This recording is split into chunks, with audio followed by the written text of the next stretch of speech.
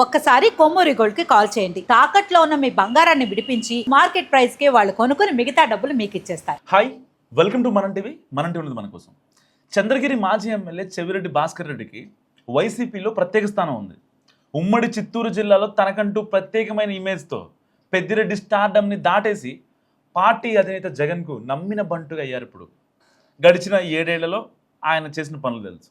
So ఈ క్రమంలోనే గత ఎన్నికల్లో చెవిరెడ్డిని చంద్రగిరి నుంచి ఒంగోలుకు పంపి ఎంపీ అభ్యర్థిగా పోటీ చేయించారు జగన్. గతంలో కాంగ్రెస్కు, ఆ తర్వాత వైసీపీకి కంచుకోటలా మారిన ఒంగోలు లోక్సభ సీట్లో సునాయాసంగా గెలుస్తారని భావించిన స్వయంకృతాపరాధాలతో ఆ స్థానం చేజారింది. సో పార్టీ ఆవిర్భావం తర్వాత ఒంగోలు నుంచి 2014, 2019 ఎన్నికల్లో వరుసగా భారీ విక్టరీలు సాధించిన వైసీపీ గత ఎన్నికల్లో మాత్రం చతికిలబడింది. అప్పుడు సిట్టింగ్ ఎంపీగా ఉన్న మాగుంట శ్రీనివాసులు రెడ్డి ఆయన టికెట్ నిరాకరించడంతో ఆయన వెంటనే టీడీపీలో గెలిచారు. సో ఆ ఎంపీ సీటు పరిధిలో ఒక్క ఒంగోలు అసెంబ్లీ మినహా మిగతా 6 నియోజకవర్గాల అభ్యర్థులను మార్చడం వైసీపీకి చాలా మైనస్ అయింది. దీంతో దర్శి, ఎర్రగొండపాలెం మినహా మిగిలిన 5 సీట్లలో వైసీపీ అభ్యర్థులు ఓడిపోవడం ఎంపీ అభ్యర్థి మీద కూడా ప్రభావం గట్టిగా చూపించిందన్న అభిప్రాయం గట్టిగా వినిపించింది. సో దీనికి తోడు నాన్ లోకల్ సెంటిమెంట్ కూడా చెవిరెడ్డి ఓటమికి కారణమైందని చెప్పుకుంటారు చాలామంది ఇప్పటికీ.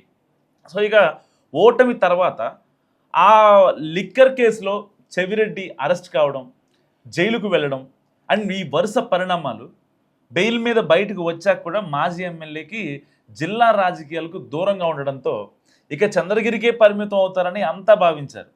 ఒంగోలు ఇన్ఛార్జిగా వైవి సుబ్బారెడ్డిని ప్రకటిస్తారని కూడా ఈవెన్ జగన్మోహన్ రెడ్డి గారు చెప్పడంతో జోరుగా ప్రచారం జరిగింది. అయితే ఆ అంచనాలను తలకిందులు చేస్తూ తాజాగా దర్శిలో ప్రత్యక్షమయ్యారు భాస్కర్ రెడ్డి. ఇక్కడ జరిగిన వెన్నుపోటుకు 2 ఏళ్ల కార్యక్రమంలో పాల్గొన్నారు ఆయన. అయితే పార్టీ జిల్లా అధ్యక్షుడు బూచేపల్లి శివకి బహిరంగంగా మద్దతు ప్రకటిస్తూ మాట్లాడటం పార్టీలో అండ్ జిల్లా పొలిటికల్ సర్కిల్స్లో చర్చగా మారింది ఇప్పుడు. అండ్ గత ఎన్నికల్లో ఎదురైన పరాజయం తర్వాత ఈ లోక్సభ నియోజకవర్గం పరిధిలో పార్టీని రీసెట్ చేసే పనిలో ఉంది అధిష్టానం. అలాంటి సమయంలో చెవిరెడ్డి మళ్ళీ ఫీల్డ్లోకి రావడం వ్యక్తిగత నిర్ణయమా లేక పార్టీ అధినేత వ్యూహంలో భాగమా అన్న చర్చలు నడుస్తున్నాయి. అయితే ఇది వ్యక్తిగతం కాదన్నది ఎక్కువ మంది అభిప్రాయం. బేసిక్గా ప్రకాశం జిల్లాలో కీలక నేత బాలినేని శ్రీనివాసరెడ్డి పార్టీని వీడాక ఏర్పడిన ఖాళీని భర్తీ చేయాల్సిన అవసరం ఉందని అంటున్నారు. అండ్ అదే సమయంలో జిల్లా అధ్యక్షుడిగా బూచేపల్లి శివని పార్టీ కార్యక్రమాలను ముందు తీసుకెళ్లడంలో ఆయనకు మద్దతుగా మరో బలమైన నాయకుడు అవసరమనే ఆలోచన కూడా జగన్ మనసులో ఉందట. సో దానికోసమే చెవిరెడ్డి భాస్కర్ రెడ్డిని ఇప్పుడు ఒంగోలులో రంగంలో దింపారు. అండ్ దర్శి సభలో చెవిరెడ్డి చేసిన వ్యాఖ్యలను ఒకసారి మనం గమనిస్తే అధికార పక్షాన్ని కలిసి ఎదుర్కొందాం అన్న సందేశం ఇచ్చినట్టుగా ఇటు పార్టీ కార్యకర్తలు, నేతలు వీళ్ళంతా చెప్పుకుంటున్నారు. సో అధికార పక్షం బూచేపల్లి క్వారీలపై కక్ష సాధింపు చర్యలు దిగుతోందని అండ్ రాబోయే రోజుల్లో తామిద్దరం కలిసి అధికార పక్షాన్ని ధీటుగా ఎదుర్కొంటామని కూడా చెవిరెడ్డి హింట్ ఇచ్చేశారు. సో దీంతో ఆయన కొనసాగుతారని క్లారిటీ వచ్చేసింది. మరి ఈ రీఎంట్రీపై పార్టీ శ్రేణుల్లో భిన్నాభిప్రాయాలు వ్యక్తమవుతున్నాయి. ఈవెన్ వైసీపీలోనే చెవిరెడ్డి లాంటి దూకుడు స్వభావం ఉన్న నాయకుడు తిరిగి యాక్టివ్ అయితే క్యాడర్లో ఉత్సాహం పెరుగుతుందని కొందరు భావిస్తుంటే మరికొందరు మాత్రం స్థానికంగా అందుబాటులో ఉండే నాయకుడు కావాలని అంటున్నారు. నాయకుడు అందుబాటులో ఉంటేనే పార్టీని బూస్టప్ వస్తుందని కూడా భావిస్తున్నారు. ఇలాంటి పరిస్థితుల్లో చెవిరెడ్డి భాస్కర్ రెడ్డి కొన్ని కార్యక్రమాలకి పరిమితం అవుతారా లేక పూర్తి స్థాయిలో ఒంగోలు పార్లమెంటు బాధ్యతల్ని పార్టీ మరి ఆయనకే అప్పగిస్తుందా?